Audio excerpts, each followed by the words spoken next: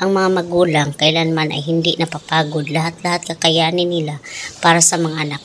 Mapatapos lang ng pag-aaral at mabigyan ng maayos na buhay sa kinabukasan. Dahil ayaw nilang maranasan ng mga anak ang mga hirap nung bata pa sila.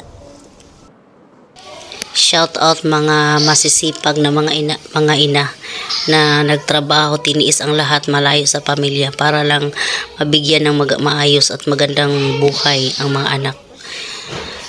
Kaya laban lang tayo mga kabayan, mga ina, be strong lang tayo sa bawat hamon ng buhay. Nandyan si Lord, hindi tayo pababayaan. Okay? Have a nice day.